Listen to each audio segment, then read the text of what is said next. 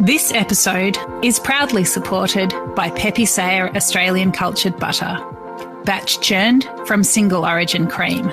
We've got a culturing process, a fermenting process, an aging process.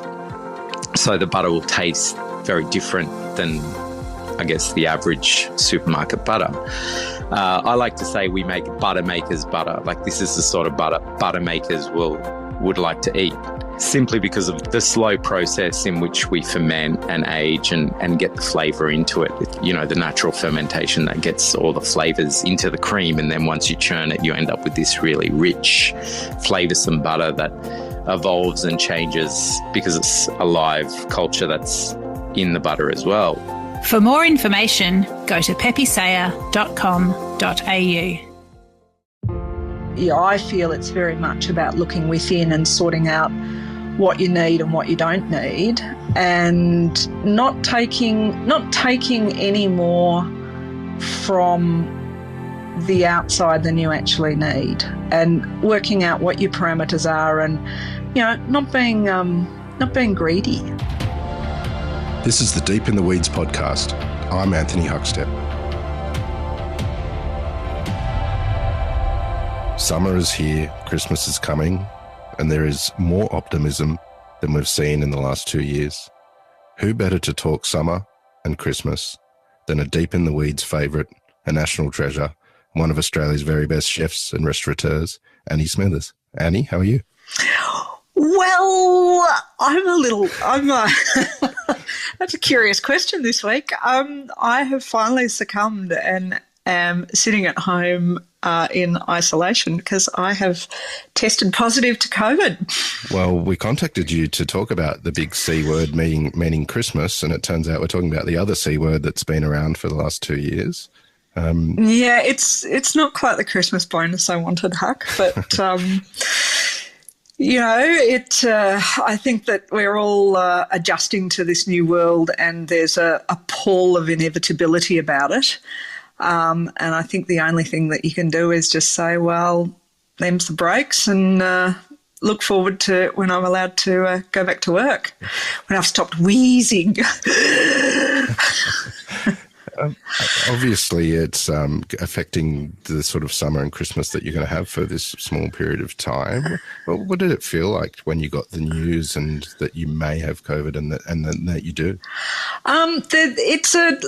It's a process, and it is a thing that is, the reality is that symptoms crop up, and you think, maybe. And then you think, you're racked with guilt, so you go and get a test. And there's a certain freedom in that time between having the test and then getting the results. But both me and my wife have got it, so we're the only ones in our house. So I think that sort of there was a bit of, we sort of hoped against hope on the day that we had our tests, and then first thing in the morning, we got the call from the health saying, you have both tested positive. And it's pretty crushing because I think, for me, it's certainly that process of going through of, well, you have to put a lot of wheels in motion on a professional level. And given the nature of my restaurant, which is so small, it's, in some ways that's a blessing. In some ways, it's finally come undone that I'm the only one that cooks, because if I'm not there, it's not there. So it is it's a bit of I think you put all your adrenaline into getting it all sorted, and then you sit back and you actually think, oh, great. As if the last 2 years couldn't get worse. Here we go, 2 weeks before Christmas, cancelling every service, and you just, as I said, there's a sort of grim inevitability about it, and I just have to. It's not a pleasant thing to be suffering from. It's the thing that I'm finding most challenging is that I have lost my sense of taste. So, hopefully that springs back. So you lose your taste and you lose your appetite and your breathing's pretty challenged. But I think it's it's a look. I think you go through an existential crisis with it of sort of So yeah, but let's move on to more cheerful things than having COVID. Well, it is summer, although there's a lot of rain about it. It's hard to tell. But what does summer mean to you in regards to, your garden and food?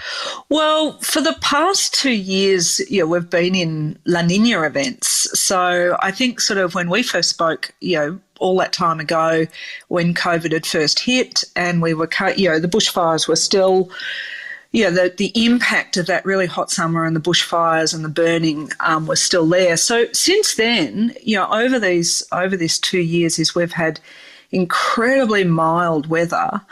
And for us in the highlands of Victoria, it meant that we actually haven't had a spring for 2 years. So we had fires lit last weekend. I think about a month ago we had a little flurry of snow. So this is the first couple of weeks that we've had any real warmth. So everything is pretty slow in our garden.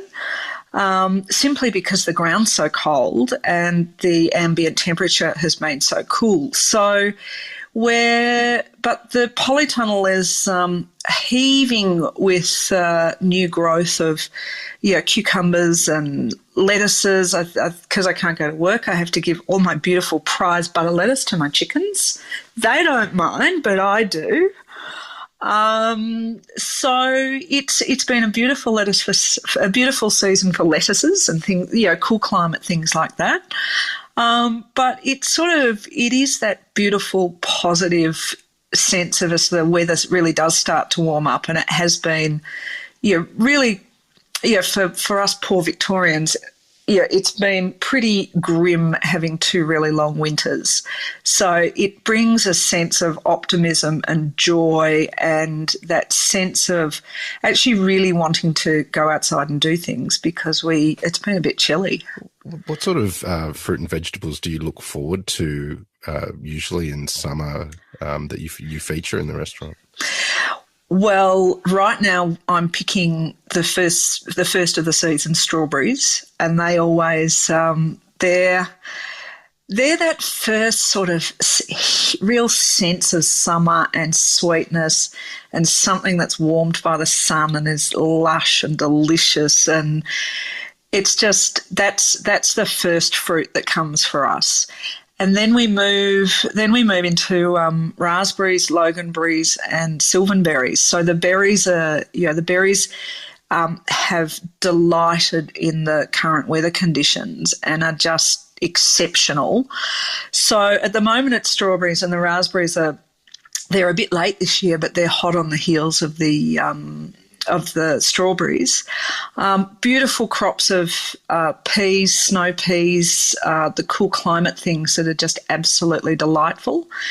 As I said, lettuces. I love my lettuces. I just love growing heading lettuces. I think that they are how we've moved into sort of all this cut and come again lettuce, and that the absolute deliciousness of a freshly picked butter lettuce, or we grow an iceberg called Reine de Glace, the ice queen. So it's those perfect, dense, sweet, crisp, delicious lettuces. And they in turn are sort of that real harbinger of summer, because it's sort of we shift from cold weather food to all the beautiful salads. So they make me very happy. And lots of herbs are around. The summer savoury, the chives, the chervil's just finishing, the tarragon's in full force, the parsley. It's just it's that extraordinary time post the bleakness of winter, where you're reminded, you're like a kid in a lolly shop being reminded of all those beautiful tastes and smells and delights that the warmer weather brings. Speaking of being a kid, what was the Christmas period like for you as a kid? Is there any feasts or memories you can share with us? As a kid, my mum always put on a very non-traditional spread. I remember we had quail boned quail one year. It was always, she always glazed a ham. But other than that, there was not, specific Christmas traditions. So it was sort of more a fancy 70s dinner party type menu, which is fine. Yeah, that's fine. But I think sort of the Christmas that, still links back, almost to childhood is the Christmas that was, I think, the year that I was first an apprentice. So that must have been, the Christmas of 1984. And Mum was teaching at the time, and one of her students asked her, and this sort of, knowing my life as you do now, it sort of is the full circle of things. One of her students asked her in, I don't know, about September or October, Mrs. Smithers, would you like a goose for Christmas? We're breeding geese. And Mum thought, oh, yes, that'd be lovely. I'll have a goose.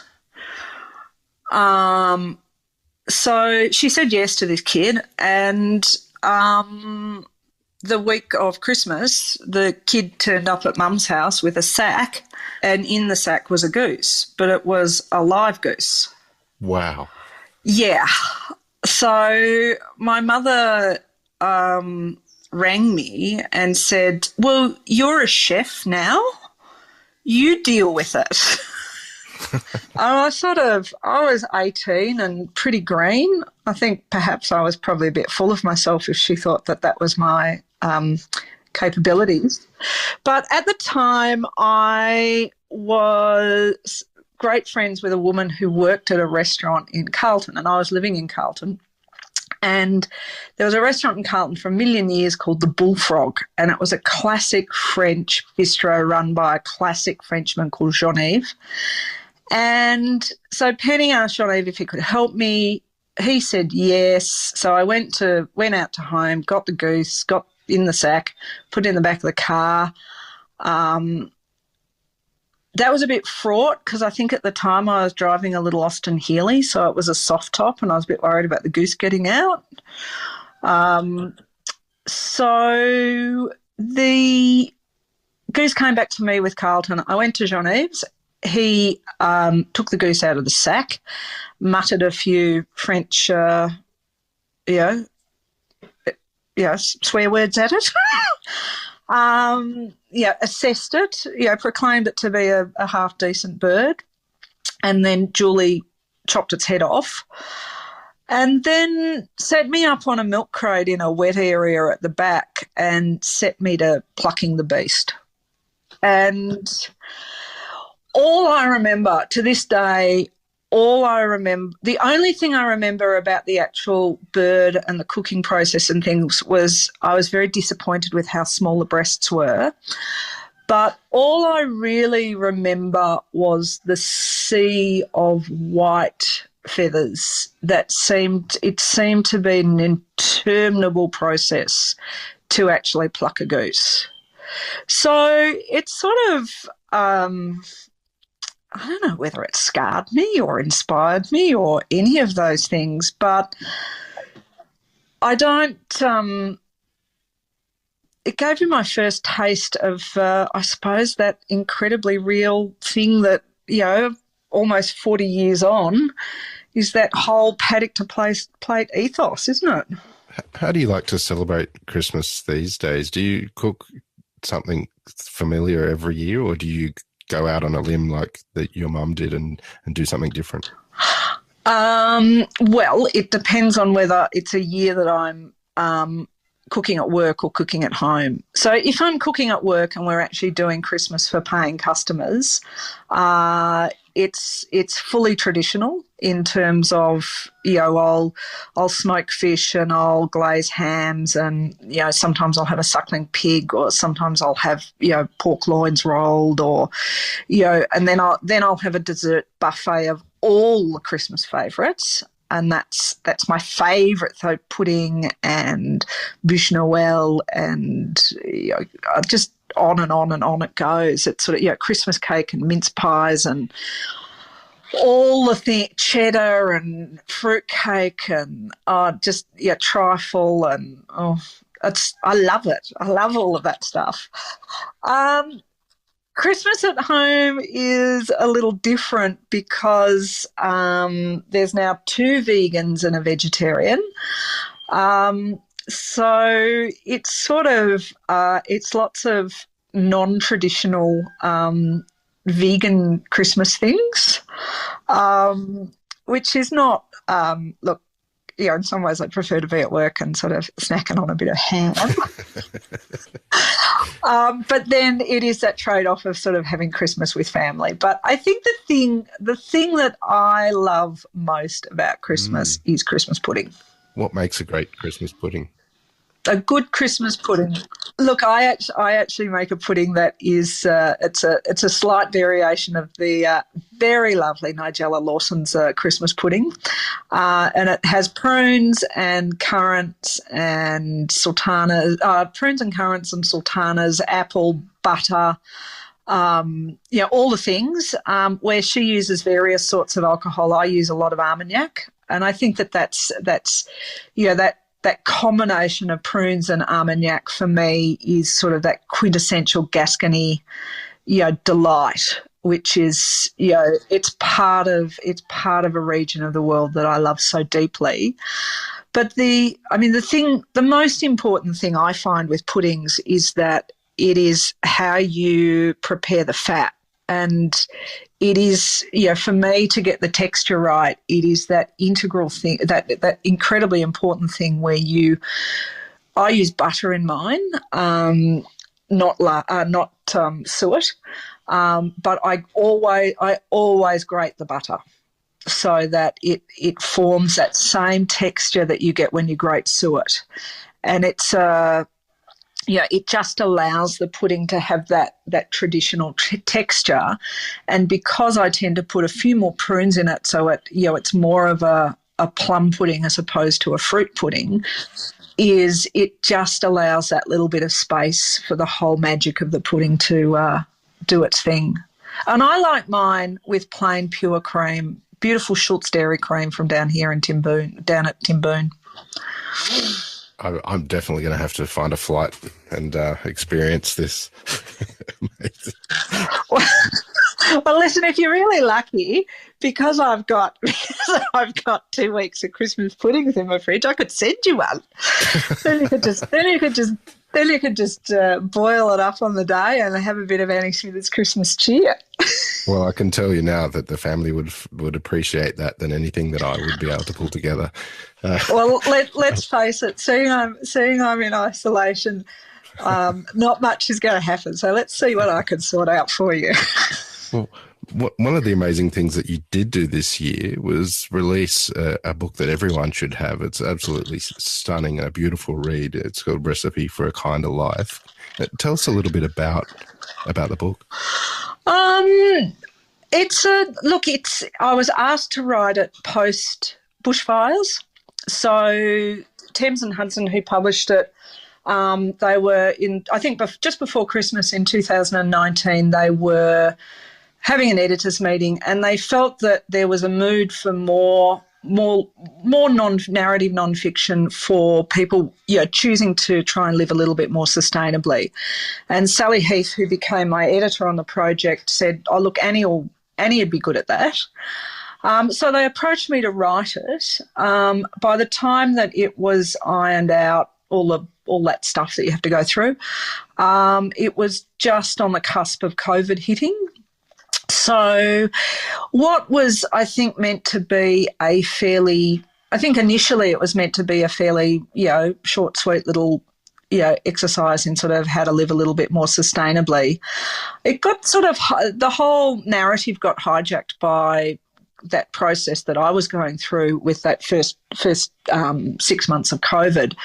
So it became a little bit more of a manifesto on where we're at, or where I see that we're at, and what I do on a small scale on that what some would call naive, but that notion of the fact that we can't sustain the planet if we can't sustain ourselves. And it talks at length about climate and water, and there's a bit about mental health, and there's a backstory of sort of the curiosities of living in the restaurant industry and the pressures that puts on you. It's fairly honest in terms of the fact that it's not always easy. And then there's great swathes of it that are growing things and cooking things and delighting in, actually having your hands in the dirt and being connected to the food source. But I think the most important message that I feel is in it is that if you can't sustain yourself within your work, your own work practices and life practices, we've got no hope at all of sustaining the planet. So it's about, I feel it's very much about looking within and sorting out what you need and what you don't need, and not taking any more from the outside than you actually need, and working out what your parameters are, and not being greedy. She says as she, looks towards Christmas. We're allowed to be greedy at Christmas, aren't we? So it was a beautiful book to write, and it was I'm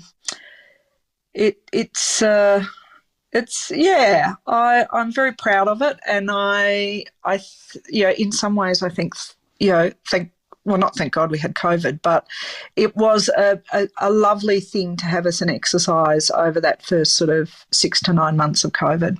It's a beautifully rich book, and as you mentioned, has threads of growing food and incredible recipes in it, as well as a way to look at and reflect and look inwards about your own life. Did the process of pulling it together have an impact on you? In terms of whether there was a lot of navel gazing? I think it made me realise how through hard work, good fortune, kind and generous people around me, that I live an incredibly rich and beautiful life. It's not without its difficulties and its curiosities and its things to cope with. I think that it made me think a lot about how the restaurant operates, and I think that we, over these last 2 years, that anybody who runs a small hospitality business is as tired and as at the end of their tether as I probably am, in terms of trying to work out what it is that makes a good hospitality business and what makes it work in this climate. And I feel that sort of the reality is that I have a beautiful model that works incredibly well.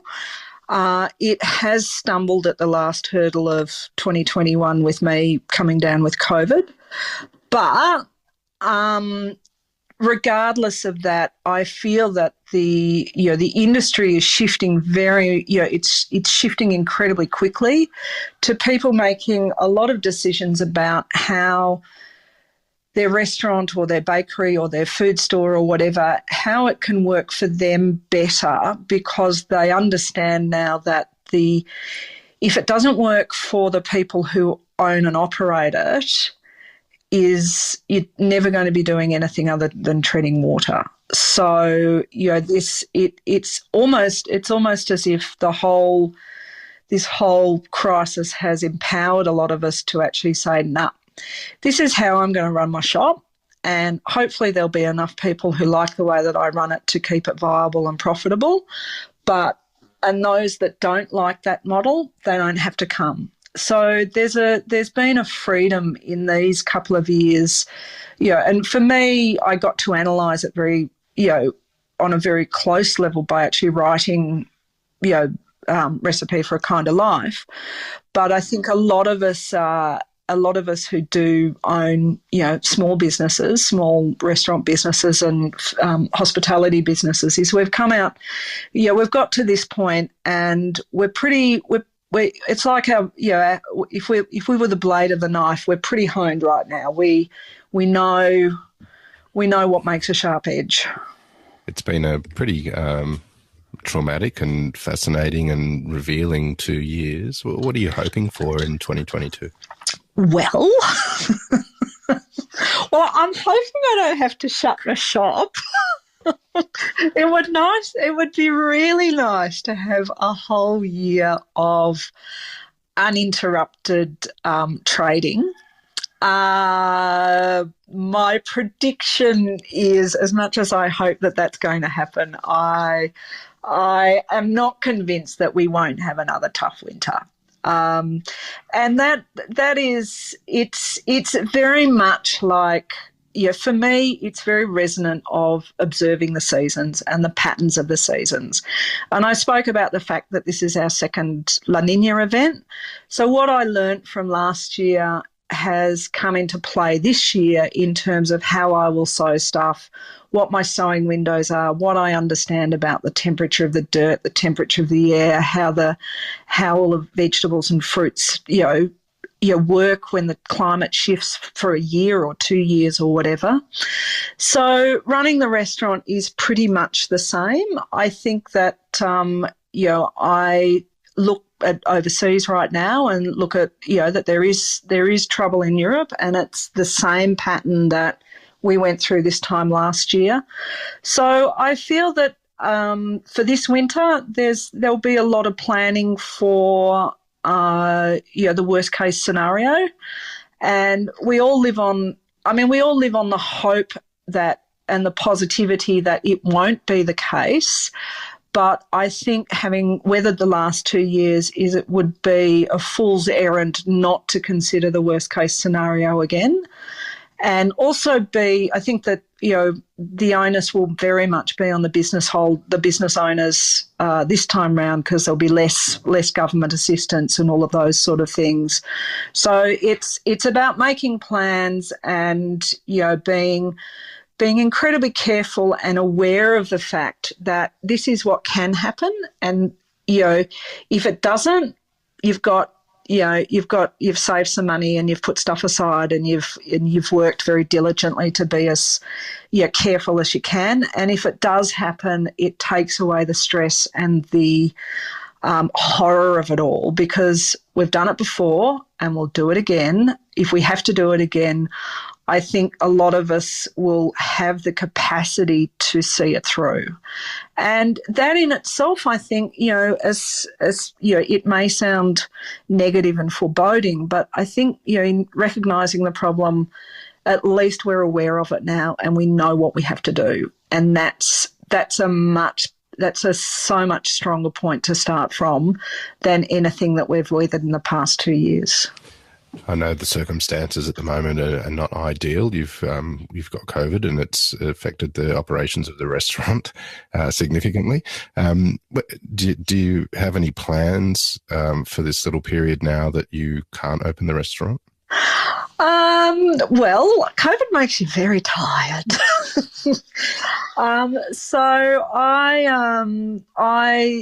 because no one can come here, I have my beautiful routines in the morning of, letting all the animals out, letting all the animals in, feeding things, setting up sprinklers. I'm heading off to pick strawberries after I finish speaking to you.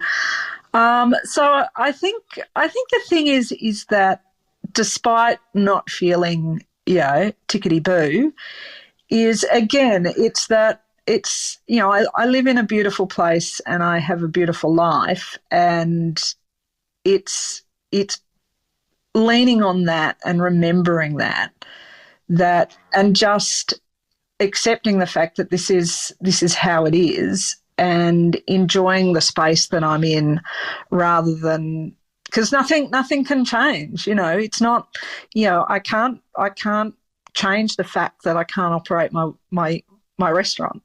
It doesn't, worrying about it isn't going to change the fact that it's closed again. So I just have to get on and, be positive and, wheeze my way through all the chores I have to do. Well, Annie, it's an absolute pleasure, as always, to catch up with you. Hopefully, you're not ill for much longer and you can get back to doing what you do, which is absolutely magic. We're honoured to have you on. Please have an amazing Christmas, and we'll catch up again soon. Lovely to speak with you. Happy Christmas to you and all the Deep in the Weeds family. This is the Deep in the Weeds podcast. I'm Anthony Huckstep. Stay tuned as we take a deep dive into the lives of the incredible people who ply their trade in the food and hospitality sector. Special thanks to executive producer Rob Locke for making this all happen.